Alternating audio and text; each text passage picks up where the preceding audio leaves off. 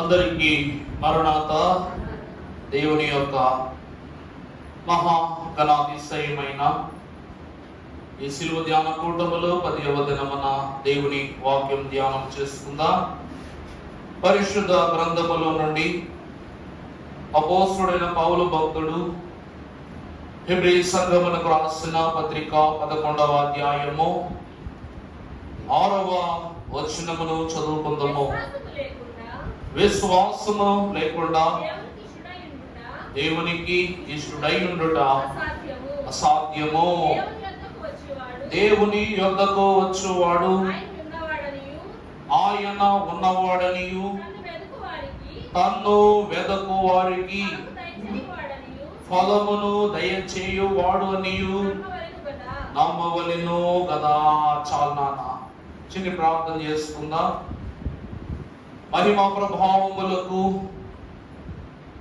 స్తుతి సంపన్నతకు సమస్త దీవెన క్రియలకును కర్తవు అద్వితీయ సత్య సంపన్నుడవై ఉన్న మా ప్రియ పరలోకపు తండ్రి, విహితుడనైన నాకు సహితమైన నీ సిలువ ప్రేమను పరిచయం చేసి నా చిత్తము కాదు నీ చిత్తమే నా యందు సిద్ధించును గాక అని నీ చిత్తములో నన్ను బయలుపరచుకొని ఈ తరుణము వరకు నన్ను నీలో ఫలింపజేయుచున్న యేసు స్వామి, నీ బిడలమై ఉన్నతులకు గర్వించుచు కనపరచబడుతూ సిలువ మూల్యము సిలువ ధన్యతలను సదా మేము పొందుకుని నూతన స్వాస్యమును రక్షణ భాగ్యముల మా ఎల్లరకు అనుగ్రహింపజేసి పరలోక సౌఖ్యమై ఉన్న రాకడ మహా ఘనమైన కాంతిలో మేమందరము నీతో సహవాసము చేయగలుగు ధన్యతను ఈ సిలువను కృపాసనము యొక్కని మాకు దయచేయమని సిలువను చూచుచు విలువైన నీ రాకడను అందుకొనగలిగే ధన్యతను మాకు అనుగ్రహించు. మహోన్నతుడైన యేసు నామమున మిక్కిలి వినయముగా బ్రతిమలాడి వేడుకొనుచున్నాము తండ్రి, ఆమేన్. తన రాకడ ద్వారా సంఘ పోకడలో సిద్ధపడిన మనకు భూలోకమునకు పరలోకమునకు నిశ్చయమైన సిలువ ద్వారా ప్రతి అడుగులో దేవదేవుడు మనకు తోడై ఉండి పరమపురికి మనల్ని చేర్చును గాక. ప్రభునందు దేవుని ప్రియబిడ్డలారా, దేవుని యొక్క వాక్యం బట్టి, దేవుని యొక్క ఏర్పాటును బట్టి మరి కొన్ని కార్యక్రమాల పని ద్వారా అవసరతను బట్టి వెళ్ళవలసి వచ్చింది. ఈ పర్యాంతము కార్యక్రమము జరిపించినటువంటి 7 సన్నిధి పరులలో ముఖ్యులుగా ఉన్నటువంటి రాణి గారికి అలాగని ఈ క్రమమును ఆరంభించి పాటల ద్వారా స్తుతుల ద్వారా సమస్త క్రియలను ప్రభు పేరిట జరిగించిన వారెల్లరకు నా మరణాత మరణాత. దేవుని యొక్క వాక్యమును మనము చూసినట్లయితే విశ్వాసము లేకుండా దేవునికి ఇష్టుడై ఉండుట అసాధ్యము. అంటే అబ్రహాము మొదలుకొని నేటి దినము వరకు విశ్వాసం అనేటువంటి ఒక స్థితిని మనిషి కలిగి ఉండకపోతే వాడు ఎంతటి నరుడై ఉన్నప్పటికీ వాడు దేవునికి ఇష్టుడు కాలేడు. అమ్మగారా, దైవజనుడు ఫాదర్ దేవదాసయ్య గారు బోధ చేస్తూ యేసు క్రీస్తు ప్రభువును సిలువ మీదకు ఎక్కించినది ఏంటి, పాత్రను త్రాగనిచ్చినది ఏంటి, ప్రభువును కల్వరి గొల్గోతాపై అడుగులు వేయించినదేంటి, సిలువపై మేకులను దిగగొట్టించినది ఏంటి, సమాధిలో పడిన ప్రభువును పునరుద్ధానుడై లేచున్నట్లు బలమైన దృఢమైన సంకల్పంతో లేవనెత్తినదేంటి, ఆయనను ఆరోహణమును చేసినది ఏంటి అని ఒక ప్రశ్నను ఒక కరపత్రంలో రాస్తున్నప్పుడు దీనంతటికి ఒకే ఒక సమాధానాన్ని దైవాభిషిక్తులు ఆత్మీయ తండ్రిగా రాశారు. విశ్వాసము అన్నారు. ఏమన్నారండి? విశ్వాసము. దేవునికి ఇష్టుడై ఉండుటకు గల సాధనమైన ఈ విశ్వాసమును బట్టి యేసుక్రీస్తు ప్రభు పాత్ర పుచ్చుకున్నటకు నీ చిత్తమైతేనే అనే పదాన్ని వాడారు. పాత్రనెత్తుకొనిన ప్రభువు సిలువ మరణమును పొందుకొనున్నట్లు సిలువ గద్దెను ఎక్కుటకు తండ్రి యొక్క చిత్తమును అనగా తండ్రి పట్ల కలిగిన విశ్వాసముతోనే సిలువ గద్దెనెక్కారు. అలాగనే మరణము పొందినప్పుడు తండ్రి నా ఆత్మను నీకు అప్పగించుచున్నానని తండ్రికి అప్పగించిన పిదప ఆయన పునరుద్ధానుడై లేచు నిమిత్తము మరలా నా తండ్రి నా ఆత్మను ఈ లోకమునకు దయచేసి మహిమ దేహముతో లేవనెత్తుదరన్న విశ్వాసముతోనే ప్రభువు పునరుద్ధాన భాగ్యమును కలిగి ఉన్నారట. దేవుని యందు ప్రియబిడ్డలారా, అందుకే అబ్రహాము జీవితములో మనము ఎన్నో ఎత్తుపల్లాలు చూసినప్పటికీ అన్నీయు నాకు ఇచ్చిన దేవునికి నా కుమారుని తీసుకున్నట్లయితే నా కుమారునికి ప్రతిగా నూరింతల మేలును నాకు దయచేయుట నా ప్రభువుకు అసాధ్యమైన పన? అది సాధ్యమే కనుక నా ప్రభువు కోరినది ఏది అయినను ఇవ్వుటకు నేను వెనకాడను అన్న నమ్మకంతో తన కుమారుని సమర్పించుకున్నాడు. దేవుని సంఘమైన వారలారా, అందులకే యేసుక్రీస్తు ప్రభువును మరణము నుండి పునరుద్ధానమునకు లేవనెత్తినది ఏమిటి అంట? విశ్వాసము. అందుకే ఆ విశ్వాసము తండ్రి పట్ల ఉంది కాబట్టి, ఆ తండ్రి పట్ల గల విశ్వాసమును బట్టి ఆయన ఇష్టుడయ్యాడు కాబట్టి సంఘమందరికీ చెప్పాడు, ఆయన మరణము పొందుతాడు, 3వ దినమున తిరిగి లేస్తాడు. ఇది వాళ్ళ విశ్వాసం. అర్థమైందండి? అది ప్రభువును బట్టి తండ్రి అయిన దేవుని ఎదుట కుమారుడు కనపరిచిన విశ్వాసం. ప్రభువు శిష్యులకు చెప్పగానే నా ప్రభువును శుద్ధి చేయుట నిమిత్తము ఆదివారం ఉదయకాలమున సూర్యుడు ఉదయింపక మునిపే సమాధి యొద్దకు వెళ్లి ప్రభువును సమస్తమైన ద్రవ్యములతో శుద్ధి చేయుటకు వెళ్లి ప్రభువును ఎదుర్కొన చూడాలన్నది మగ్దలేని మరియ యొక్క విశ్వాసము. ప్రభువును చూచిన విషయమును సరాసరి శిష్యుల యొద్దకు వచ్చి చెప్పి నేను ప్రభువును చూచాను అని చెప్పగానే ఏ మాత్రము సందేహించకుండా సమాధి యొద్దకు పరుగెత్తిన పేతురుదు మరొక విశ్వాసము. దేవుని సంఘమైన వారులారా, దైవజనులు అంటున్నారు, విశ్వాసము లేకుండా విశ్వము ముందుకు పోదట. దేవుని యందు విశ్వాసము లేకుండా ఈ లోకము అనగా ఈ విశ్వము ముందుకు నడవదట. అబ్రహాము విశ్వాసమే తరతరాలను నడిపించింది. యేసుక్రీస్తు ప్రభు విశ్వాసమే మనలను రాకడ వరకు నడిపిస్తూ ఉంది. కాబట్టి విశ్వాసము లేకుండా దేవునికి ఇష్టుడై ఉండుట అసాధ్యం. తర్వాత చదువమ్మా, తర్వాత మాట్లాడుకోవద్దు. విశ్వాసమును బట్టి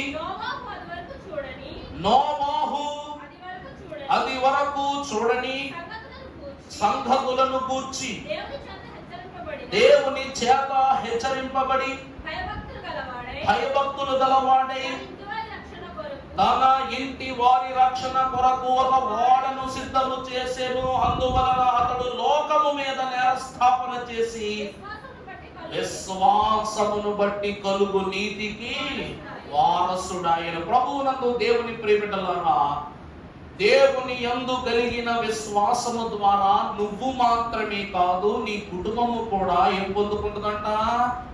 రక్షణ పొందుకుంటుందట.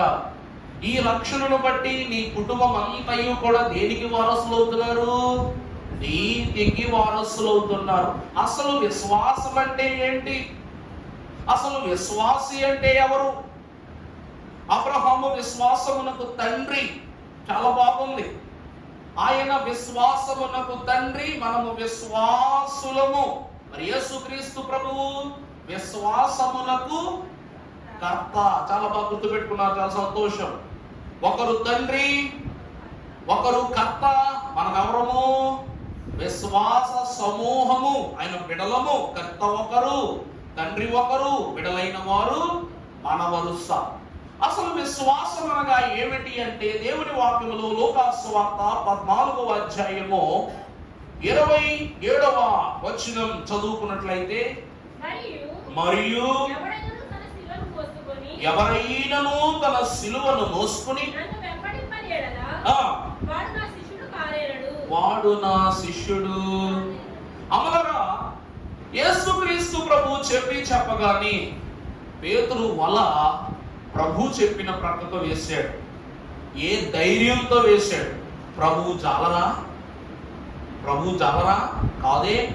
మరి ప్రభువు మాటలు ఎందుకు అతడు అలక్ష్యము చేయకుండా లక్ష్య పెట్టి వల వేసాడంటే, ప్రభువు మీద విశ్వాసం. విశ్వం అంతటిని గావించిన ఆ తండ్రి 100 సార్లు వల వేసిన పేతురు అలసిపోయినప్పటికీ తన మనస్సులో ఇంత విశ్వాసాన్ని పుట్టింపలేడా? పుట్టించాడు. వల వేయించాడు. 153 గొప్ప చేపలను అందించాడు. దేవుని యొక్క మహిమను పరిపూర్ణతలోనికి స్థిరపరిచాడు. ప్రభువునందు దేవుని ప్రియబిడ్డలారా, విశ్వాసము గలవాడే నా శిష్యుడు. విశ్వాసము గలవారు ఎవరంటండి? శిష్యులు. తర్వాత కూడా చదువునా, మీలో ఎవడైనను ఒక గోపురమును కట్టింపగోరిన ఎడల కావలసినది తన యొద్ద ఉన్నదో లేదో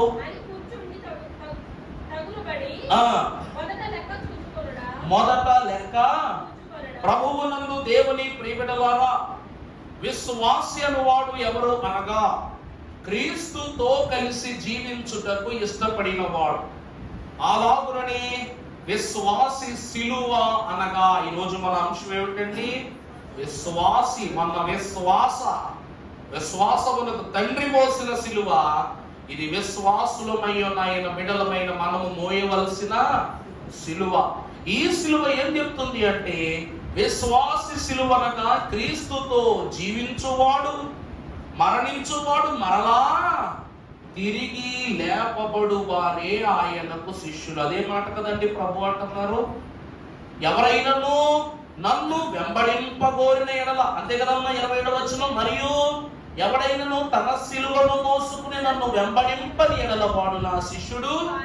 అంటే సిలువ మోయవాడనగా తన శ్రమను మోసుకుని నన్ను వెంబడించాలి, తన ఇబ్బందులను మోసుకుని వెంబడించాలి. ప్రతి చిక్కును కూడా తనకు తానే మోసుకుని నన్ను వెంబడించాలి. అందుకే ప్రభు ఏమంటున్నారు తెలుసా? ప్రయాసపడి భారము మోయుచున్నా. గట్టిగా చెప్పండి మీరే. అంటే కల్వరి గొల్గోతా వరకు ప్రయాసతో కూడిన నీ సిలువను భుజం మీద వేసుకుని భారము మోసుకుని ఎవరి వద్దకు వెళ్ళాలి నువ్వు? చెప్పండి. ప్రయాసపడి సిలువ భుజం మీద పెట్టుకుని ప్రయాసపడి భారము మోయుచున్న సమస్త జనులారా, మీ సిలువను మోసుకుని, మీ శ్రమలను మోసుకుని, మీ ఇబ్బందులను మోసుకుని ఎక్కడికి రండి? కల్వరి గొల్గోతా పై ఉన్న నా యొద్దకు రండి. ఇప్పుడు నేను మీకు ఏమిస్తాను? అయిందా? ఆ భారమును మోసుకుని ప్రభువుకి ఇవ్వటం వలన మరణ భారము దేవుని మీదకు వెళ్ళిపోయింది. మన మరణం అనేటువంటి భారం ఎవరు తీసుకున్నారంట? ప్రభు తీసుకున్నారు. అలాగని మన యొక్క జీవన భారమును ప్రభు తీసుకున్నారు. చివరికి మన పునరుద్ధాన భారము కూడా ఎవరి మీద మోపబడింది? ప్రభువు మీదే మోపబడింది. అందుకే విశ్వాసము లేకుండా నాకు శిష్యుడై ఉండుట అసాధ్యము అంటున్నారు. ఈరోజు మనమందరము కూడా శిష్యులలో ఉన్నవారని. ఈరోజు విశ్వాసులు అనగా ఎవరండి? విశ్వాసులు అంటే ఎవరు? ఈరోజు పాదిరి బోధిస్తున్నాడు, సంఘము వింటున్నారు. సంఘము పాదిరి దగ్గర ఏ పని చేస్తున్నారు? పాదిరి గారు అంటే ఎవరు? గురువా కాదా? సంఘ గురువు. మీరెవరు? నేర్చుకున్నవారు ఎవరంట? శిష్య బృందం. ఇది పరలోక గురుకుల పాఠశాల. ఆనాడు దేవుని పరిచర్య నిమిత్తము పరమభక్తుడైన సమూయేలు ప్రవక్తల పాఠశాలను ప్రారంభించినట్లు యేసుక్రీస్తు ప్రభువు సిలువ అను పరిశుద్ధ అనుశీలన ద్వారా రక్షణ పాఠశాలను ప్రారంభించారు. బైబిల్ మిషన్ స్థాపన చేసి దైవజనులు తెలియజేసే సన్నిధి అనే పాఠశాలను అందుకే పాడుకుంటాం. ఏమని?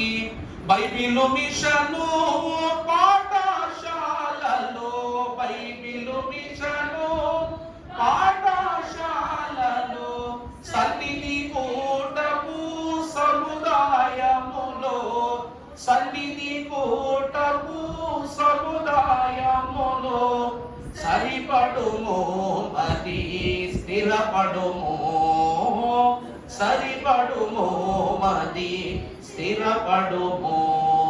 చాలండి. ఇది ఏ పాఠశాల అనగా బైబిల్ మిషన్ పాఠశాల. ఈ పాఠశాలలో బోధించుచున్న బోధ మాది. ఈ బోధ వినుట ద్వారా మీరు అప్పగింపబో బాధ ఎవరిది?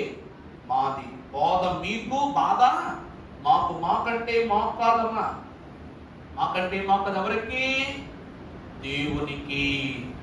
దేవుని ప్రియ సంఘమైన వారికి ఈ బోధ వినుట ద్వారా మీ బాధలన్నీ దేవుని అంతర్ధానం చేస్తానని వాగ్దానం చేశాడు. పరిశుద్ధ గ్రంథములో మనము చూస్తే సిలువ అనగా విశ్వాస సిలువ అనగా తన నిరాకరణకు మూలము. లేఖన భాగం చదువుకుందాం. 9వ అధ్యాయంలో సువార్త 23వ వచనం చదువుకుందాం.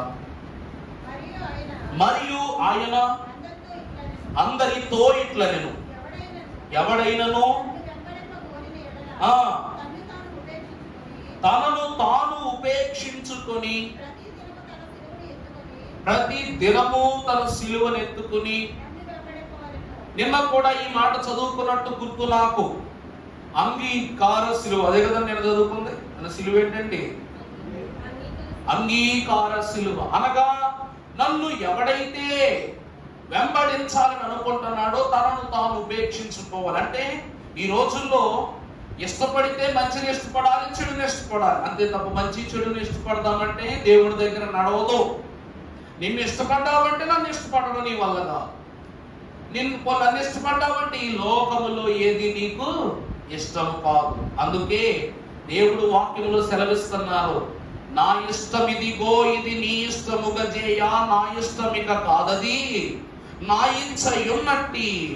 చూసారా, నా హృదయం ఇదిగోయి కే ఇది ఏ రాజకీయ సింహాసనమౌ తనువు నాదిదిగోగై. అంటే తన ప్రాణమును, తన మానమును, తన జ్ఞానమును, తన తత్వమును ఎవరు ఉపేక్షించి అనగా విడిచిపెట్టి క్రీస్తు వైపు చూచి నడుచుదురో వారు దేవుణ్ణి అంగీకరిస్తారు. విశ్వాసి అనువాడు దేవుని సన్నిధిలోనికి రాగా చేయగలిగే మొదటి పని తనను తాను విసర్జించుట, దేవునితో కలిసి జీవించుట. ఉదాహరణకు శిష్యులు చూడండి, ప్రభువుతో శిష్యరికం చేశాక పేతురు అడుగుతాడు, ప్రభువా, నా భార్య బిడ్డల్ని విడిచిపెట్టి వచ్చాను, నేను నా కుటుంబాన్ని విడిచిపెట్టాను, ఏ చేపలు పట్టుకోవడానికి సముద్రానికి వెళతానో ఆ సముద్రం వైపు కన్నెత్తి కూడా చూడట్లేదు నేను. మరి నా భార్య బిడ్డలకు నేను వేటకు వెళ్ళి వేట తీసుకొస్తే గానీ ఆహారం రాదు. అలాంటి నా భార్య బిడ్డలు ఈరోజు ఏం తిని బతుకుతారు?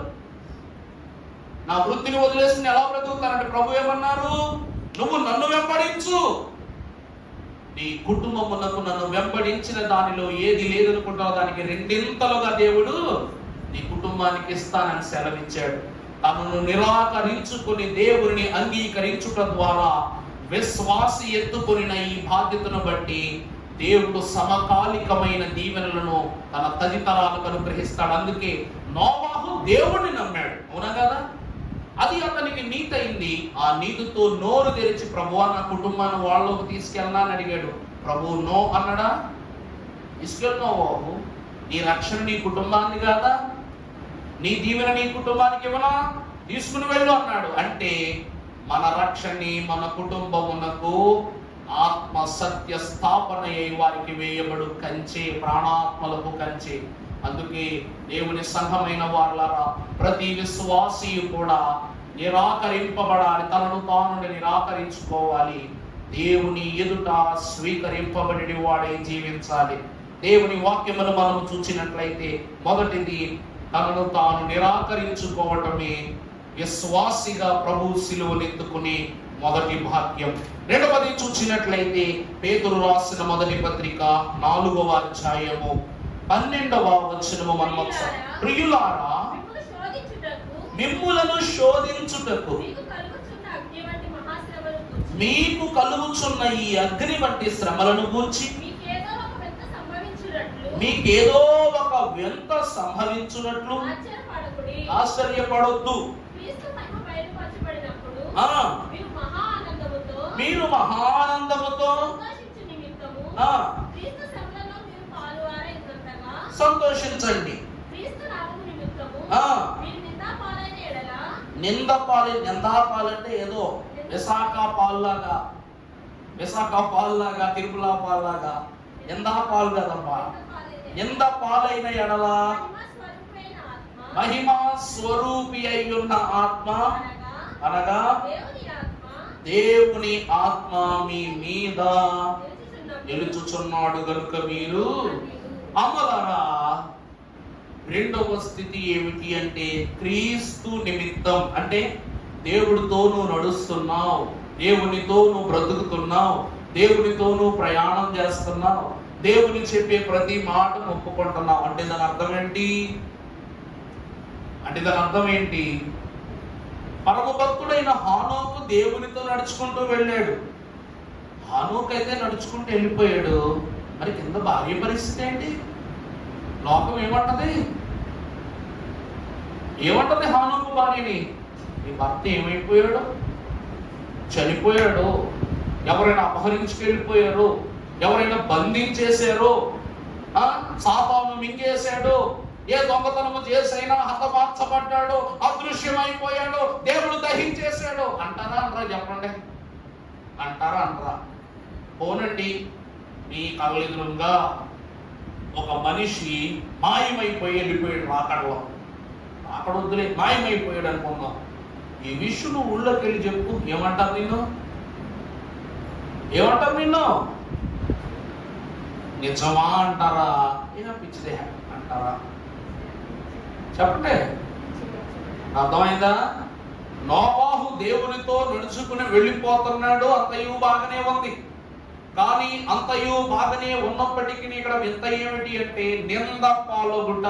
నా భర్త దేవునితో నడుచుకుంటూ వెళ్ళాడన్న విషయం దేవుడే తనకు సాక్ష్య రూపేణ చెప్పినప్పటికీ కూడా లోకము నీ భర్త పాపములో పడో లేక దోషములో పడో అపహరింపబడో మరణమయ్యో ఉండి ఉండవచ్చును అనేటువంటి నిందాస్థితులను అతని భార్యపై మోపుతారు. అలాగే ప్రభు వాక్యము ఈ పరిశుద్ధుడు పేతురు మహాభక్తుని ద్వారా మనకు సెలవిచ్చుచున్న సత్యం ఏమిటి అంటే చదువమ్మ 12వ వచనం. ప్రియులారా, మిమ్మును శోధించుటకు మీకు కలుగుచున్న అగ్ని వంటి మహాశ్రమలను గూర్చి మీకేమి వింత సంభవించున్నట్లు ఆశ్చర్యపడకండి.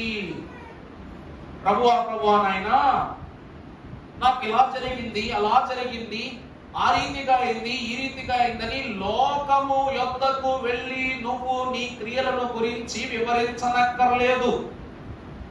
మేలు జరిగిందనుకో, దేవుడు మేలు చేశాడని సంబరపడు, అంతే తప్ప ఈ సంబరాన్ని నలుగురు చెప్తే నిన్నేం చేస్తారు? వెర్రిదాన్ని చేస్తారు. బైబిల్ మిషన్ను స్థాపించిన తరువాత దేవుడే ఈ మిషన్ను స్థాపించారంటే ఎక్కడో విదేశాల నుండి దొరగారు వచ్చారంట. ఈయన దైవజనుడును దేవునితో మాట్లాడువాడును తెలుసుకోవడానికి వచ్చాడంట.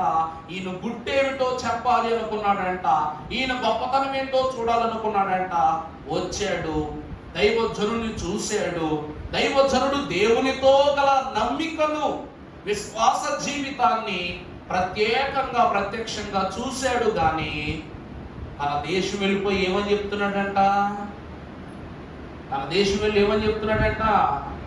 అబ్బే ఒట్టినే ఊరికిని. ఏ దేశం అనుకున్నారంటే సింగపూర్ దేశం నుంచి వచ్చారు. ఈరోజు అదే సింగపూర్ దేశంలో మన బైబిల్ మిషన్ యొక్క సేవా కార్యక్రమములు బహు విస్తారముగా జరుగుతున్నాయి. మన ప్రియులు, మన అధినాయకులు రెవరెండ్ డాక్టర్ జె శామ్యూల్ కిరణయ్య గారి యొక్క కుమారులు అక్కడ అభ్యాసం చేశారు. బైబిల్ మిషన్ పనులు కూడా జరిగిస్తూ ఉన్నారు. దేవునికి మహిమ కలుగును గాక. నువ్వు ఎక్కడ బూటకాన్ని పుట్టిస్తావో ఆ బూటకాన్ని కొట్టివేసి అక్కడ నెరవేర్పులు చూపి తన విలువలు చాటుకుంటాడు దేవుడు. ఏ దొరలైన వారు దైవజనుని యొక్క విలువలు చూచి వారు సందేహపడి అబద్ధమాడారో ఆ అబద్ధపు కాలములోనే దేవుని యొక్క స్థాపన బైబిల్ మిషన్ అక్కడ జరిగింది, నడిపింపబడింది. ఇక్కడ వాక్యమును బట్టి మనము చూస్తే క్రీస్తు నిమిత్తము నింద పాలైన వారు ధన్యులు. అనగా నింద పాలగుట అనగా క్రీస్తు నిమిత్తము నడచుట. విశ్వాసులు దేవునితో నడచుట ఆరంభించుట, విశ్వాసి సిలువను స్వీకరించుట రెండుయు ఒకటే. మీకు అర్థమయ్యేలా చెప్పాలంటే 2వ అధ్యాయము చూడండి, పేతురు పత్రిక 21వ వచనం కూడా చదువమ్మా. క్రీస్తు కూడా మీ కొరకే బాధపడి మీరు తన అడుగు జాడలయందు నడుచుకున్నట్లు ఇప్పుడు అర్థమైందండి. నేను ప్రభుతో నడుస్తున్నాను, ప్రభుతో జీవిస్తున్నాను, ప్రభుతో గడుపుతున్నానంటే నవ్వుతుంది లోకం ప్రభు అనుకుంటున్నావు. కానీ మరి అదే ప్రభువు కూడా నీలాగే శ్రమపడి, నీలాగే వేదన పడి, నీలాగే శోధన పడి నీకు ఒక మాదిరి ఉంచి వెళ్ళారు. ఆ రోజు ప్రభువుని చూసి నవ్వారు. కానీ తర్వాత ఏమనుకుంటున్నారంట ప్రభువుని గురించి? ప్రభువా నన్ను క్షమించు, ప్రభువా నన్ను రక్షించు, ప్రభువా నన్ను ప్రేమించు, ప్రభువా నన్ను నీ సన్నిధికి నడిపించు. నవ్విన వారే దేవుని ఎదుట అంగలార్చిన దినములో చాలాగి ఈరోజు దేవునిని నమ్మి నింద పొందు, నిందకు 100 బహుమానాలు. క్రీస్తు నింద పొందుకున్నారు. ఈరోజు మనమే దేవుని నిమిత్తమై ఎన్నో బహుమానాలను దేవుని యొద్ద నుండి పొందుకుంటున్నాం. దేవుని ఆశీర్వాద ఫలము ద్వారా జీవిస్తున్నాం. ప్రభునందు దేవుని ప్రియబిడ్డలారా, క్రీస్తును నమ్మి నడుచుట ద్వారా, నమ్మి సిలువ మార్గములో నడుచుట ద్వారా విశ్వాసులమైన మనకేం కలుగుతుందంట? మాదిరి కలుగుతుందంట. విశ్వాసి సిలువ అనగా ఏమిటండి? మాదిరి. మన దేవదాసయ్య గారి జీవితం మనకేమై ఉన్నది? మాదిరి. ప్రతి భక్తుడి జీవితం మనకేమై ఉన్నది? అర్థమైందా? విశ్వాసి అనగా వారి జీవితాన్ని ఇక్కడ విడిచిపెట్టి వెళ్ళిపోయాడు.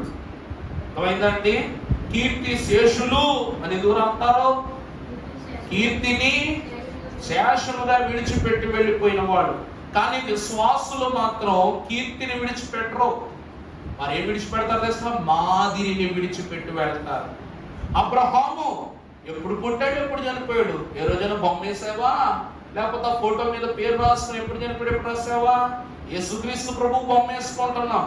ఆయన పేరులో జన్మం ఎప్పుడు, మరణం ఎప్పుడు? బిఫోర్ క్రైస్ట్, ఆఫ్టర్ క్రైస్ట్ అంటున్నావు. ఏంటి వేస్తున్నావా నువ్వు? అయ్యో దైవజనుడు మొక్కం చిత్రపటం వేసుకుంటున్నాం. రాస్తున్నావా? పుట్టుక మరణం. వాళ్ళు కీర్తి శేషులు కాదు. వాళ్ళు ఎవరంట? మాదిరిని లోకమున విడిచి వెళ్ళిన వాళ్ళు. ఆ మాదిరిని మనం అనుసరించేంత కాలములు బతుకున్నట్టే. అర్థమైందండి? వాళ్లకు వాళ్ళ జీవితములకు మరణము లేదు. అందుకే నమ్మి నడుచువాడు, క్షమించాలి, సిలువను నమ్మి నడుచువాడు ఈ లోకములో మాదిరి ఉంచి వెళ్ళిన వాడు. వాడి విశ్వాసి సిలువను అందుకున్నవాడు మాదిరి కలిగిన విశ్వాసి. రెండవది, విశ్వాసి సిలువ ఏమిస్తుందంట? మాదిరిని ఇస్తుంది. తర్వాత మనము చూసినట్లయితే గలతీయులకు రాసిన పత్రిక 6వ అధ్యాయము 14వ వచనం చదువుకున్నట్లయితే, అయితే సిలువయందు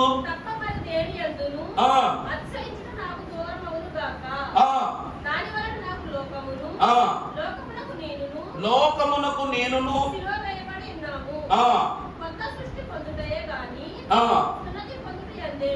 సున్నతి పొందుట యందేమియు.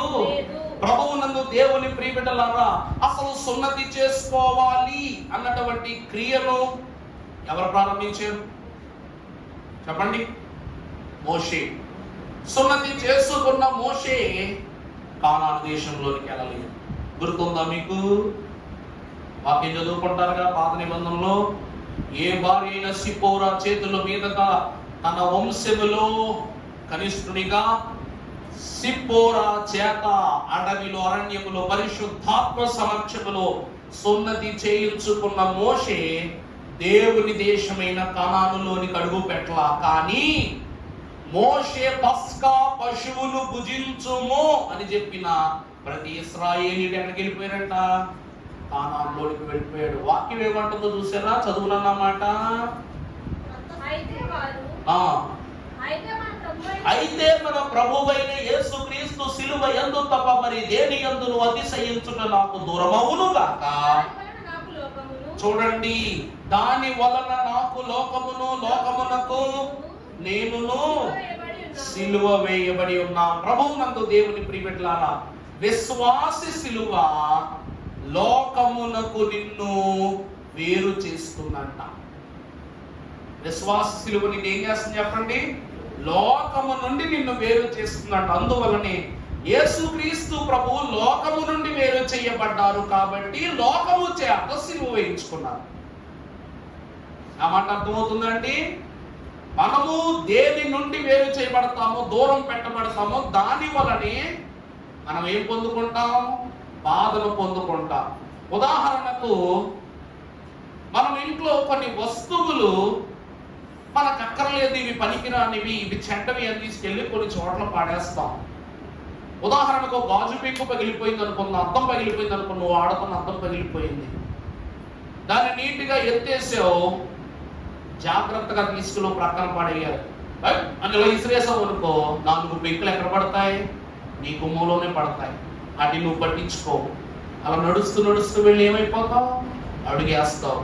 నీవు చేసిన కృతాపరాధానికి ప్రతిగా నువ్వేం పొందుకుంటున్నావు?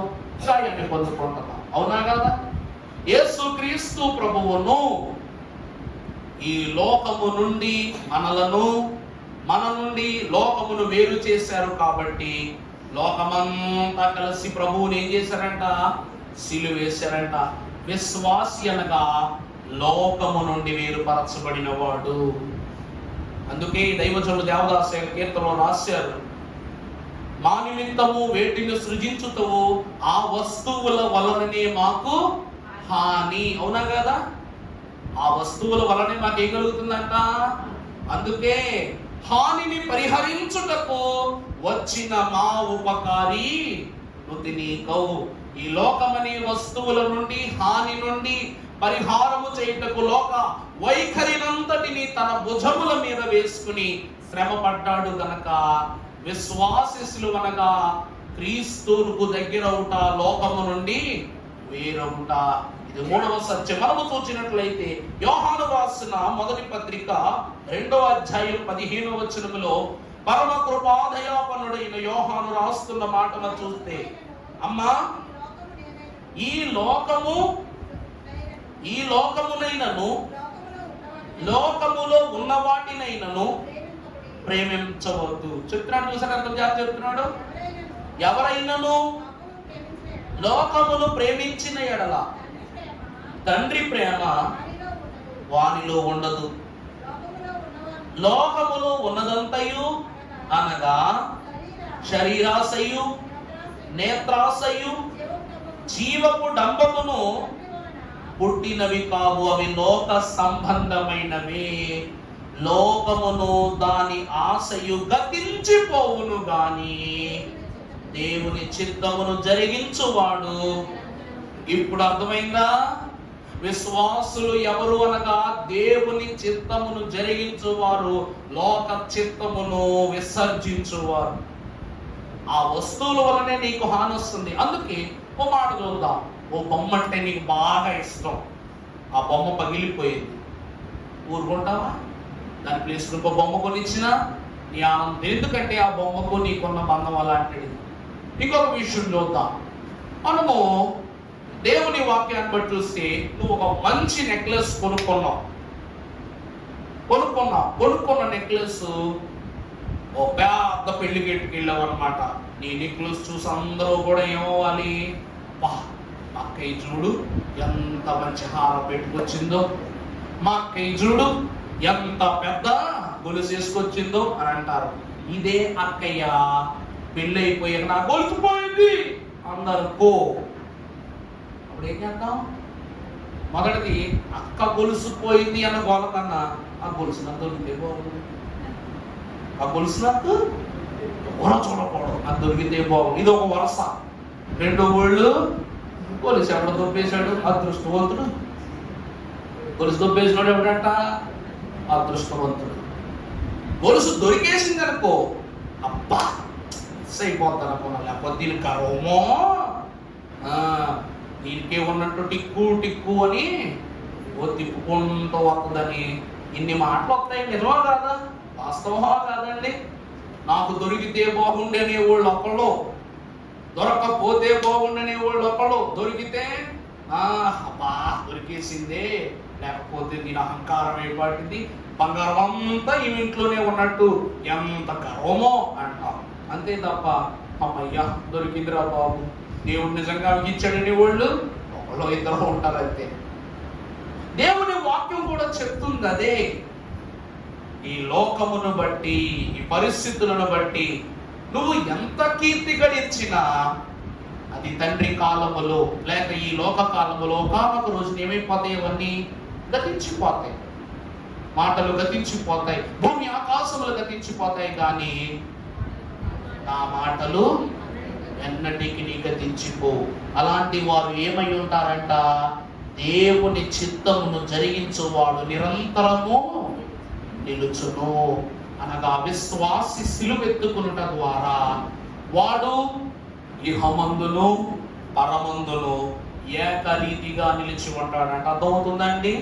దేవుడు మారని దేవుడు. అలాగే దేవుని విశ్వాసులుగా మనము దేవునితో ఉంటే ఇక్కడ మన తత్వం మారదు, అక్కడ మన తత్వము మారదు. ఇక్కడ ఎంత రక్షిస్తాడో అక్కడ అంతే రక్షిస్తాడు, ఇక్కడ ఎంత ఫలింపజేస్తాడో అక్కడ అంత ఫలింపజేస్తాడు, ఇక్కడ ఎంత శ్రమ పెడతాడో అంతతో మిక్కిలి రక్షణతో కూడుకున్న సౌఖ్యాన్ని దేవుడిస్తాడు. ఎందుకంటే ప్రియులారా, తండ్రి చిత్తమును జరిగించు దూతలకు జయం. అయ్యగారు పాట రాశారు లేదా? తండ్రి చిత్తము జరుపు దూతలకు జయం. మరి తండ్రి చిత్తమును జరిగించే పరిచారకులైన దూతలకే జయమైతే మరి వారసులు మనం, బిడలము మనం, మరి మనకేంటి? అది ఏమిటో మీరే మీ యొక్క ప్రార్థనలో ప్రభువుని అడిగి తెలుసుకునండి. ఇది 3వ స్థితి, విశ్వాస సిలువ. అనగా దేవుని విషయమై ఘనముగా నిలిచి ఉండేవాడు, తరతరములు నిరంతరము నిలిచిపోయేవాడు, విశ్వాస సిలువ ఎత్తుకున్నవాడు. దేవుని ప్రియപ്പെട്ടవాడు, హెబ్రీ పత్రిక 12వ అధ్యాయం 2వ వచనం చదువుకున్నట్లయితే, మనము కూడా ప్రతి భారమును సులువుగా చిక్కులను పెట్టు పాపములను విడిచిపెట్టి విశ్వాసమునకు కర్తయు దానిని కొనసాగించు వాడను అయినా పందెములో. చాలండి. విశ్వాసి యొక్క సిలువ విశ్వాసాన్ని కొనసాగిస్తాడట. ఎప్పటి వరకు? ఇప్పుడు మీకు మంచి కొత్త కారు కొనుక్కున్నారనుకుందాం, లేక కొత్త బండి కొనుక్కున్నారనుకుందాం. కొత్త బండి వేసుకుని దుమ్మున్న రోడ్లో వెళ్ళాలనిపిస్తుందా, లేక మంచి హైవే మీద వెళ్ళాలనిపిస్తుందా? భార్య బిడ్డలు వేసుకుని చెప్పండి, మంచి హైవే మీద వెళ్ళాలి. ఎందుకు? కొత్త బండి, నిదానంగా వెళ్ళాలా, బతుకులు పడకూడదు, దెబ్బ తగలకూడదు, ఘాటు పడకూడదు, మేము పడకూడదు, జాగ్రత్తగా వెళ్ళాలి. అవునా కదా? ఇక్కడ వాక్యం ఏమంటుందో తెలుసా? విశ్వాసమునకు కర్తయు దాన్ని కొనసాగించువాడనై ఉన్నా. విశ్వాస సిలువ విశ్వాసి మోయుచున్న సిలువ భారాన్ని కొనసాగిస్తున్నంట. అక్కడ వరకు అర్థమైందండి. విశ్వాస సిలువ ఏమి మన కొనసాగిస్తుంట? మన యొక్క విశ్వాస జీవితాన్ని, విశ్వాస ఫలాన్ని, విశ్వాస అనుభవాన్ని రాకడ వరకు కొనసాగిస్తుందంట. కొనసాగించి పందెములో మన ముందు ఉంచబడిన ఓపికతో. అందుకే దేవుని ప్రియబిడ్డలారా, వధువు సంఘం అనగా సాగిపోయే సంఘము గాని ఆగిపోయే సంఘము కాదు అన్నారు దేవదాసయ్య గారు. విశ్వాస సిలువ ద్వారా విశ్వాస జీవితము దేవుడు కొనసాగిస్తూనే ఉంటాడంట. అందుకే అబ్రహాము చనిపోయిన ఇస్సాకు జీవితంలో కొనసాగింది, యాకోబు జీవితంలో కొనసాగింది, యాకోబు 12 కుమారుల జీవితంలో కొనసాగింది.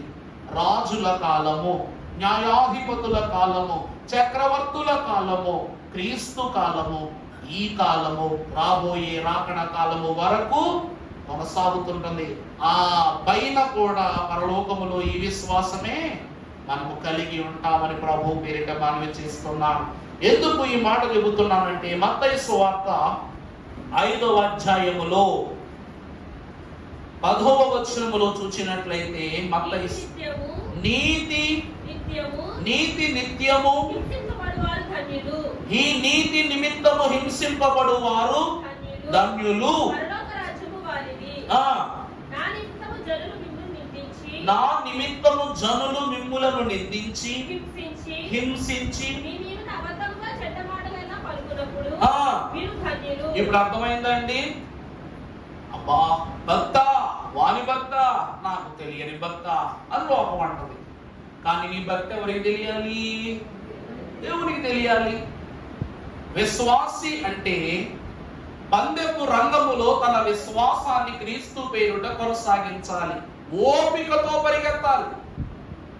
సిలువ పట్టుకుని ఎలా పరిగెత్తాలంటండి? సిలువ అంటే ఏంటి? నిందలు, అవమానాలు, భయాలు, బెరుకులు, శోధనలు ఇవే కదా భుజం మీద మోస్తున్నాం.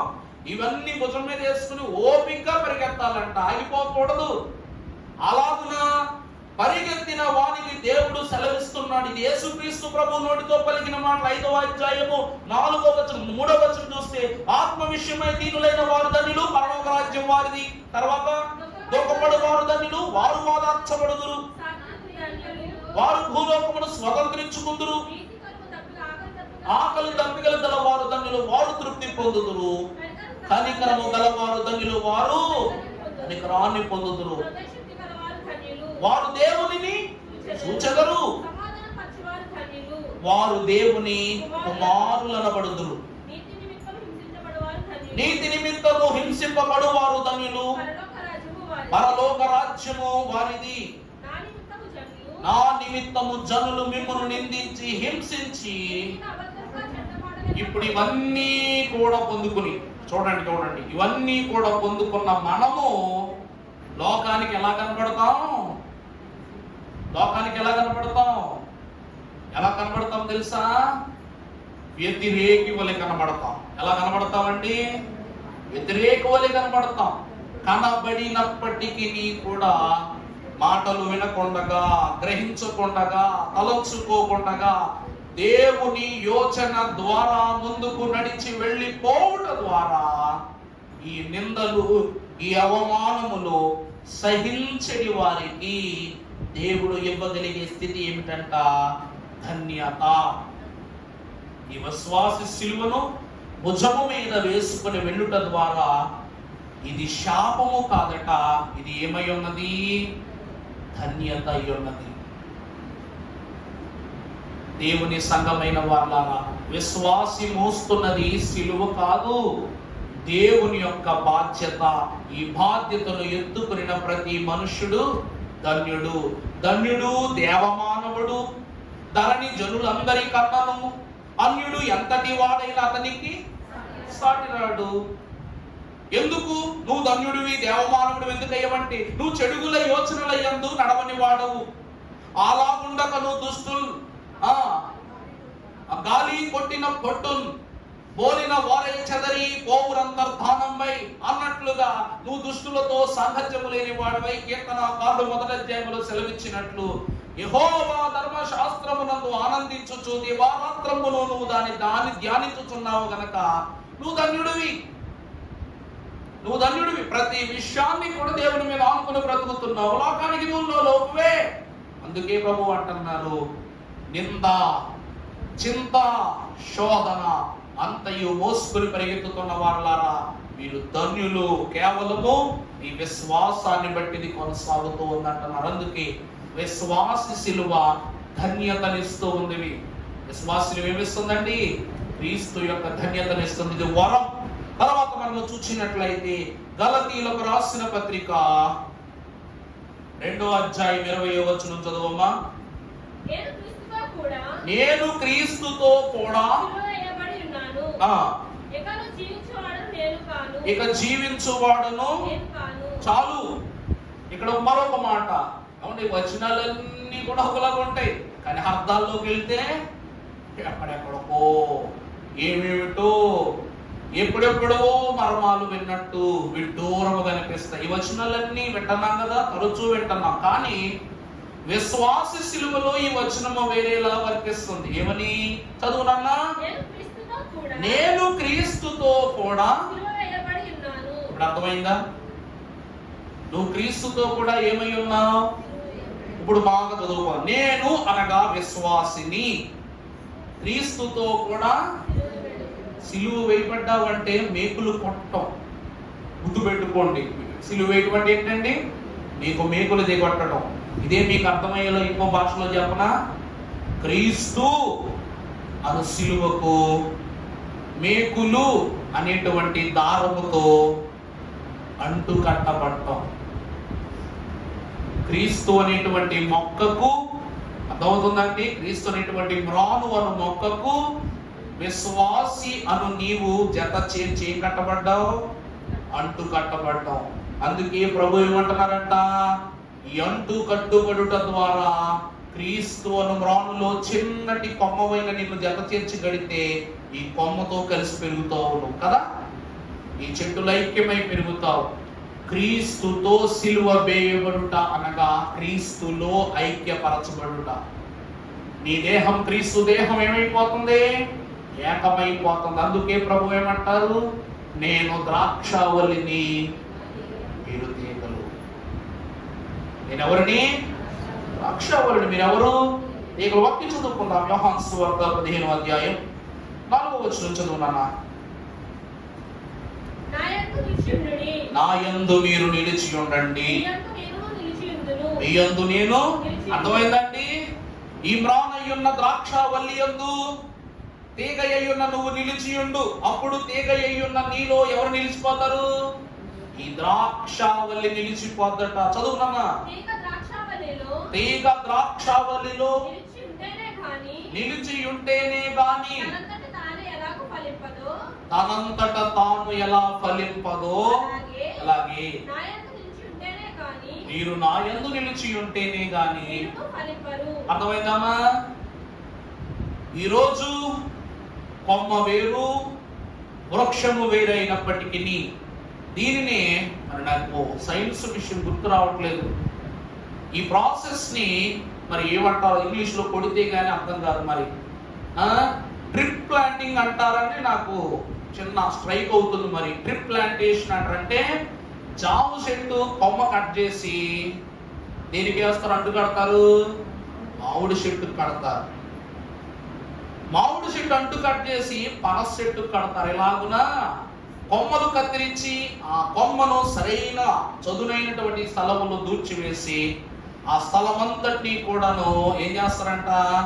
నీట్గా పూర్తి చేస్తారు. పూర్తి చేస్తే దీని యొక్క సారమంతయు కూడా ఈ మొక్కలోనికి, మొక్క సారమంతయు కూడా ఇందులోకి వచ్చేసి దీన్ని ఏమంటారంటే ట్రాన్స్క్రిబులేషన్ అంటారు. దీన్ని ట్రిప్ ప్లాంటేషన్ అని కూడా పిలుస్తారు. మన నాకు గుర్తు వచ్చింది చెప్తున్న, పరిపూర్ణ చెప్పట్లా, వివరం అయితే కరెక్టే. అవునా కదా? ఒక కాలంలో, రానున్న కాలంలో బొకేలు కూడా అలా తయారు చేయాలని ఆలోచించి ఉంటాయని తెలిసి మొక్కల్ని బొకేల్లా తయారు చేసేయడం మొదలు పెట్టేశారు ఈ రోజులు. అంటే ఒక కనకాంబరం చెట్టు తీసుకుని ఒక కొమ్మలో మల్లె పువ్వు, ఒక కొమ్మలో బంతి పువ్వు, ఒక కొమ్మలో గులాబీ పువ్వు, ఒక కొమ్మలో చామంతి పువ్వు అంటూ చెట్టు ఒక్కటే గాని పువ్వులు అనేకములు అన్నట్లుగా మార్చలాగునని తీగ అయ్యున్న మనము క్రీస్తు అను ద్రాక్షావల్లికి అంటూ కట్టబడకపోతే మనము జీవించుట సాధ్యము కాని స్థితి. అదే పౌలు మహాభక్తుడు అంటున్నాడు, కొరింథీయులకు రాసిన మొదటి పత్రిక 12:13 మనం చదువుకున్నట్లయితే, ఎలయనగా గ్రీసు దేశస్థులమైనను దాసులమైనను స్వాతంత్రులమైనను మనమందరము ఒక్క శరీరములోనికి ఒక్క ఆత్మయందే. చూసారా విశ్వాసి నువ్వు రాజకుటుంబీకుడవైనా గాని, నువ్వు గులాము అయినా గాని, నువ్వు గొప్ప ఇంటి వాడవైనా పేద ఇంటి వాడవైనా, వేరే దేశస్థుడవైనా వేరే ప్రాంతవాసివైనను కూడా మనమందరము కూడా క్రీస్తు పేరిటే బాప్తిస్మం పొందుకున్నాం. క్రీస్తు పేరిటే ఈ స్థలములోనికి వచ్చాం. క్రీస్తు పేరిటే ఆయనను ప్రార్థిస్తున్నాం. క్రీస్తు పేరిటే ఆయన ఇచ్చు దీవెనను సంపూర్ణముగా సమానముగా పొందుకుంటున్నాం. అంతే విశ్వాసి సిలువ ఎత్తుకునుట ద్వారా నువ్వు ఎవరైనాను కూడా దేవుడు తనలో నీకు ఏమిస్తాడు? ఐక్యతనిస్తాడు. విశ్వాసి సిలువ మనిషికి ఏమిస్తుంది? ఐక్యత. ఎక్కడను పైనక్కడను ఒక్క కుటుంబమే యగును. చూడటానికి అవి రెండుగా కనబడతాయి కానీ లెక్కకు ఒక్కటే. అది కాఫీలో ఉండే దీపాలే, టీలో ఉండే దీపాలే. తేడా ఎక్కడొచ్చింది చెప్పండి? కాఫీ పొడి వేరు, టీ పొడి వేరు. కానీ ఇది కాఫీ అవ్వాలన్నది టీ అవ్వాలన్న పాలు లేకుండా అవుద్దా? మనము క్రీస్తును బట్టి ఏ పదార్థంగా మార్చబడాలో మన క్రియల ద్వారానే పరిపూర్ణంగా దేవుడు ఇస్తాడు. నాకు ఒక విషయం గుర్తొచ్చింది. పాలలో నుండి పెరుగు, పాలలో నుండి జున్ను, పాలలో నుండి వెన్న, పాలలో నుండి నెయ్యి పుడుతున్నాయి. వాటి వాటి క్రమములను బట్టి అవి పుడుతూ ఉన్నాయి. ఒక్క పాలలోనే ఎన్ని పదార్థాలు తయారవుతున్నప్పుడు పాలలో నుండి పన్నీర్ కూడా తయారవుతుంది కదా, పాలకు పన్నీర్. ఇలాగునా కనిపెట్టాలి కానీ ఎన్ని వింతలు, ఎన్ని విడ్డూరాలు. అలాంటిది పాలు తేనెలు ప్రవహించు దేశములోనికి నడిపింపబడు మనము, దేవుని దేశస్థులమైన మేము పాల వంటి తెలుపు వస్త్రములు ధరించుకుని, పాల వంటి దేవుని వెన్నైన మనసును ధరించుకుని మనలో మరి ఇంకెన్ని మర్మాలు ఉండాలి, ఇంకెన్ని వింతలు ఉండాలి, ఎన్ని విడ్డూరాలు ఉండాలి. యేసుక్రీస్తు ప్రభు నేను అద్భుతాలు చేస్తాను, మీరు కళ్ళు అప్పగించి చూడండి అని చెప్పట్లా. ఏమని చెప్తున్నా తెలుసా? ఎన్నో అద్భుతములు నీ చేత యేసుని స్వయముగా చేయించు, సున్నా చుట్టూను వ్యతిరేకములను చూచుకొను నా శక్తి ప్రభావము మనోవిచారము ఓడదు నీకు మహిమ తలంపులే కావలెను. అర్థమైందండి? ప్రభువులో ఐక్యమైపోవట ద్వారా మనం అద్భుతాలు చూసే రోజులు పోయాయి, చేసే రోజులు వచ్చాయి. అద్భుతాల గురించి వినే రోజులు పోయాయి, వివరించే రోజులు వచ్చాయి. విస్మయము పొందే రోజులు వచ్చాయి, ఆచరించే రోజులు అగుపరచబడ్డాయి. అందుకే విశ్వాసి దేవుని సిలువలో పాత్రుడవటం వలన దేవునిలో ఐక్యత లభిస్తూ ఉంది, దేవునితో సఖ్యత లభిస్తూ ఉంది. చివరిగా మనము చూసినట్లయితే రోమీయులకు రాసిన పత్రిక 8వ అధ్యాయం 17వ వచనం చదువమ్మా. మనము పిల్లలమైతే దేవుని వారసులం,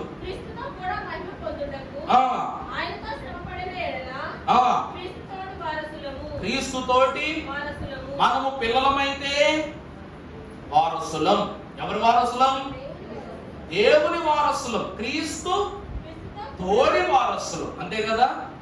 దైవజనుడు దేవదాసయ్య గారు అన్నారు, పిల్లలు పిల్లలు పిల్లలు మీరు కొలిమిలో ఉన్నారు, జాగ్రత్త. పిల్లలు మీరు ఎక్కడున్నారు? కొలిమిలో ఉన్నారు, జాగ్రత్త.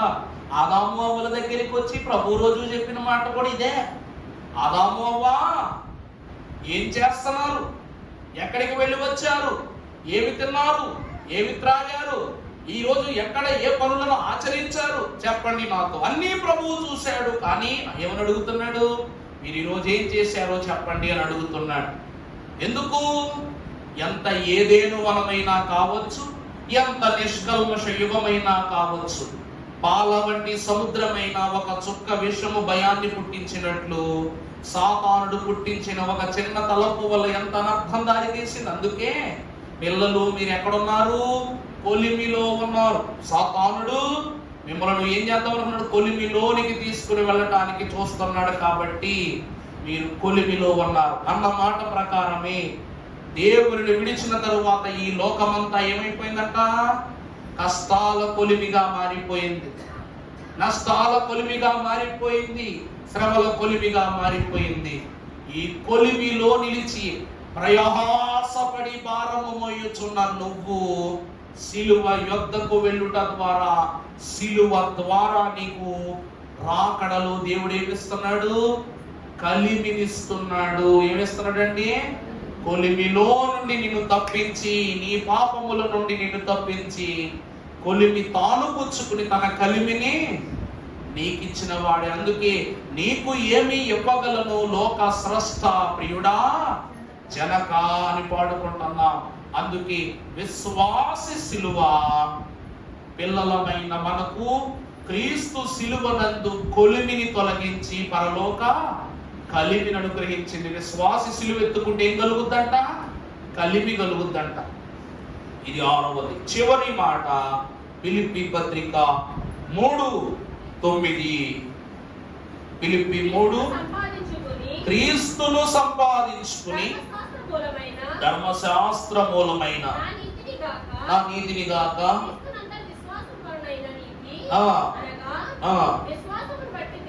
విశ్వాసమును బట్టి మాత్రమే దేవుడు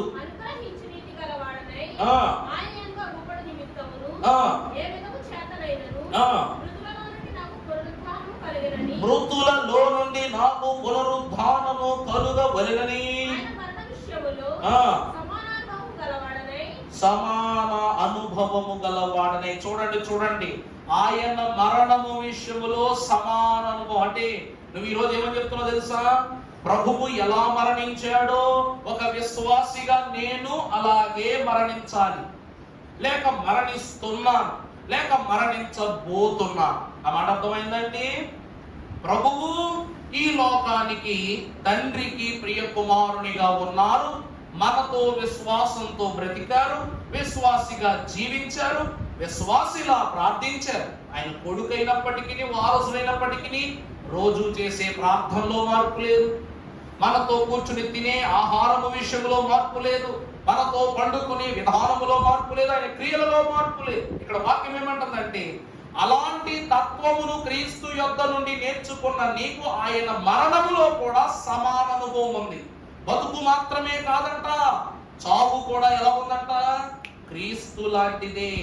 ఆయన వలనే ఏ విషయములో ప్రత్యక్షంగా సిలువ కనబడలేకపోవచ్చు కానీ పరోక్షముగా మనము కూడా సిలువను ఎత్తుకున్న వారమే అంటున్నాడు పౌలు. చదువునన్నమాట. ఆయనను ఇప్పుడు చూడండి, మరణము వరకు సమాన అనుభవము ఎలా ఒప్పుకున్నావో ఇప్పటి నుండి ఆయనను, ఆయన పునరుద్ధానమును బలమును ఎరుగు నిమిత్తము ఎట్టిదో ఎరుగు నిమిత్తమును సమస్తాన్ని నేను నష్టపరుచుకుని. ఇప్పుడు అర్థమైందండి? ప్రభువు తనకు కలిగిన శ్రమలను ఏ రీతిగా అయితే తొలగించుకున్నారో, ఎలాగనైతే విసర్జించుకున్నారో, నేనును కూడా ఈ మరణ విషయమై క్రీస్తుతో సమాన అనుభవము కలిగిన వాడిగా ఉన్న నేను బ్రతికిన బ్రతుకును బట్టి ఇవన్నీ క్రీస్తు వలె నేను వాటిని ఎలా ఎంచుచున్నాను? పెంట వలె ఎంచుచున్నాను. కారణం ఏంటి తెలుసా? చావు పెంట వంటిది కాబట్టి. చావు అనేటువంటిది ఏమిటండి? నువ్వు చనిపోయిన తర్వాత రాస మర్యాదలతో తీసుకుని వెళ్ళిన కప్పెట్టాల్సింది 6 అడుగుల బోతిలోనే, వేయాల్సింది మట్టి, బంగారం మట్టి ఏమైనా ఎత్తాన్ని మీద వేరు. పూలతో కలిపిన మట్టి అవుద్ది, రాసులతో కలిపిన మట్టి అవుద్ది. ఎందుకంటే రాసులతో కప్పెట్టినటువంటి దానికైనా మట్టికి అది ఆస్కారం అయిపోద్ది. నాకు తెలిసిన ఒక దైవజనుడు లండన్లో, ఆయన గొప్ప దైవజనుడు. ఆయనంట సేవ చేసినంత కాలము బాగా దేవుని యొక్క పరిచర్యలో కొనసాగి ఆ పరిచర్య ద్వారా వచ్చిన కానుకలను జాగ్రత్తగా భద్రపరుచుకుని బిడలైన వారికి ఒక దారి చూపించి అందులో 10% డబ్బులు పక్కన పెట్టుకున్నాడంట. పక్కన పెట్టుకుంటే ఆయన అలా వృద్ధుడై మరణించినప్పుడు ఆ కుటుంబీకులు అనుకున్నారంట, వంతులు వేసుకోవడం మొదలు పెట్టారంట. వాళ్ళ పిల్లలు ఏం చేసుకున్నారంటండి? తండ్రిని, మరి గొప్ప దైవ సేవకుడు కాబట్టి ఎలా చేయాలి కార్యక్రమం? గొప్పగా చేయాలి. గొప్పగా చేయాలంటే నువ్వు గొప్పగా పెట్టుకోవాలి, నేను గొప్పగా పెట్టుకోవాలి. ఇప్పుడు నా దగ్గర అంత గొప్ప లేదు. ఒకడు గొప్ప లేదన్నాడంటే అవతల పెట్టుకుంటాడా? నా దగ్గర అంత గొప్పదనం లేదన్నాడంట. అంటే అప్పుడు ఈ మరణించిన దైవ సేవకుని యొక్క శిష్యుడు వచ్చి, అయ్యా మీ తండ్రి గారు తను చనిపోయే రోజు నిమిత్తం ఒక బట్టలు కొనుక్కున్నాడు, ఒక సమాధి పెట్టి చేయించుకున్నాడు అని డైరెక్ట్గా చెప్పకుండా ఒక తాళాన్ని ఇచ్చి, కింద బేస్మెంట్లో ఒక రూమ్ ఉంది, మీ 2 పిల్లలు వెళ్ళి చూడండి అని చెప్పాడంట. చెప్తే వీళ్ళు వెళ్ళి ఆ తాళం తీసి చూడగానే వాళ్ళ నాన్న కొత్త బట్టలు కొనుక్కొని పెట్టుకున్నాడంట. అక్కడ చాలా కాస్ట్లీవి, మంచి శవపేటిక తయారు చేయించి పెట్టుకున్నాడంట. అలాగుననే తన మరణమైనప్పుడు ఏ యాజకుడి చేత తన కార్యక్రమము జరగాలో ఆ యాజకుని పేరు కూడా డైరీలో నోట్ చేయించి పెట్టుకున్నాడంట. ఇప్పుడు ఇన్ని క్రమములు చేసినప్పుడు ఆ శిష్యుడైన అతడంట ఈ మరణక్రియ అంతయు జరుగుతున్నప్పుడు ఎందుకు దైవాభిషిక్తుడై ఉండి మన్ను కప్పగింపబడు దేహమునకు అర్థము లేదు అంటే, అప్పుడు అతడు అన్నాడంట, నా మరణము పవిత్రంగా ఉండాలి, ఆ తదుపరి నా పునరుద్ధానము పవిత్రముగా ఉండాలి అన్నాడు. అందుకే పౌలు మహాభక్తులు రోమాపత్రిక 8వ అధ్యాయము 35వ వచనములో రాస్తూ ఇలాగంటున్నాడు. 8:35 చదవమ్మా. క్రీస్తు ప్రేమ నుండి మనలను ఎడబాపు వాడెవ్వడు, శ్రమయైనను బాధయైనను హింసైనను కరువైనను ఉపద్రవమైనను ఇందును గూర్చి వ్రాయబడినదేమనగా, నిన్ను బట్టి దినమెల్లా మేము వధింపబడిన వారము. అర్థమైందా అండి? అర్థమైందా? చావు చాలా గొప్పది. ఒకటి పుట్టుక ద్వారా కొత్త దుస్తులు ఎలా ధరించుకుంటామో, ఒకని మరణ దినం అంతకంటే మేలు అని ఆ దైవ పరిచారకుడు తన మరణము కొరకు కొత్త వస్త్రాన్ని, ఎందుకంటే ఏదో ఒక రోజు ఈ దేహము వస్త్రహీనత దేహము ఒక మానదు, కరువు పడిన దేహం అంతే. వంతులేసుకున్నారు లేదా? కొడుకులు వంతులేసుకున్నారు. కరువు, వస్త్రహీనత, తండ్రికి చేయాలంటే వస్త్రహీనత స్థితి లేదు, డబ్బు లేదు, ఖడ్గమైన శ్రమైన ఏదైనాను కావచ్చు. కానీ నిన్ను అట్టి దినమెల్లా మేము వధింపబడిన వారము, వదకు సిద్ధమైన గొర్రెలమని మేము ఎంచబడిన వారము. ఆ రోజు ఏ రోజైనా కావచ్చు, కానీ ఆ రోజు కొరకు నువ్వు ఎలా సిద్ధపడాలి? నీవు గొర్రె పిల్లవలి వధింపబడుటకే సిద్ధపడాలి. అంటే నీ మరణం అనివార్యం, నీ పునరుద్ధానము అనివార్యం. దేవుని వాక్యం అంటుంది, విశ్వాసి సిలువను ఎత్తుకొనుచున్నాడంటే గొర్రె పిల్లల ప్రాణ త్యాగానికి వెనుకాడని భాగ్యాన్ని తను పొందుకొని ఉన్నాడని అర్థం. ఆ విశ్వాసి మరలా మృత్యుంజయుడై ఉన్న యేసు క్రీస్తు ప్రభు వారసత్వములు మరలా తిరిగి లేపబడుదుడు అన్న సత్యం. దేవుని ప్రియబిడ్డలారా, ఒక మహాభక్తుడు అన్నాడు, ఈ లోకములో ఒక నీతి ఉందంట. ఆ నీతి ఏమిటి అంటే, ఎంత గొప్ప సభ ఏర్పాటు చేసినా ఆ సభలో జనమే ముఖ్యమంట. ఆ సభ అంతటికి ఎవరు ముఖ్యమండి? జనమే ముఖ్యమంట. ఆ జనమును పరిపూర్ణమైన ఆ శక్తిని పురికెల్పే బోధ ముఖ్యమంట. ఆ బోధ చెప్పించు దేవుడు ముఖ్యమంట. ఆ దేవుని కొరకు ఆసక్తిగా వచ్చిన భక్త జన సమూహము ముఖ్యమంట.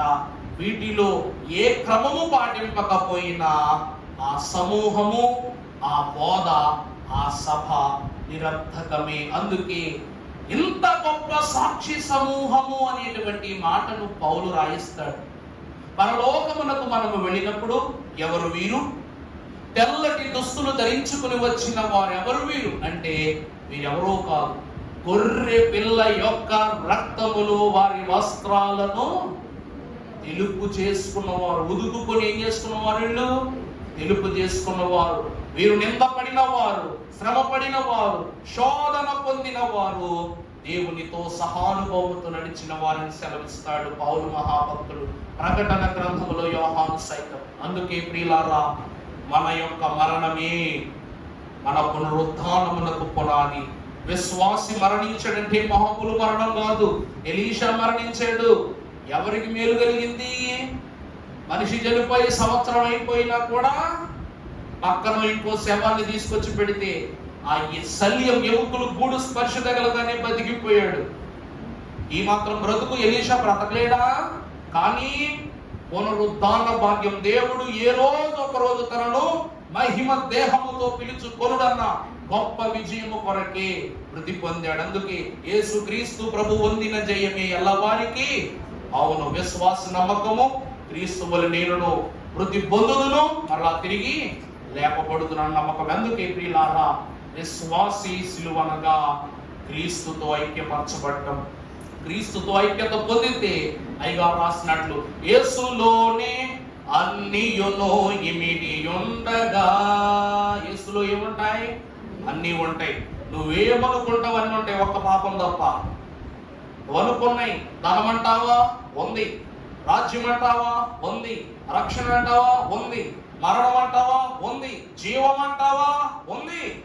అన్నీ ఇప్పుడు ఎవరిలో ఉన్నాయి? ప్రభు ఎందుకు? జీవము మరణము నాలుగు వశ్యం. నీ నాలుగు వశ్యం కాదు. ఎవరి నాలుగు వశ్యం? దేవుని నాలుగు వశ్యం. మన మానవుడి నోట్లో నుండి జీవపు వాకు పలికిన రోజు లేదు కాబట్టి జీవము మరణ అధికారము కూడా యేసుక్రీస్తు ప్రభువుకి ఇవ్వబడింది. అందుకే విశ్వాసులమైన మీకు ఈ దినము ఎత్తుకొనిన విశ్వాస శిలువ ద్వారా సంపూర్ణ సహానుభవ త్రిత్వ దేవుడు రాకడ కాలములను గ్రహింపజేసి దీవించును గాక.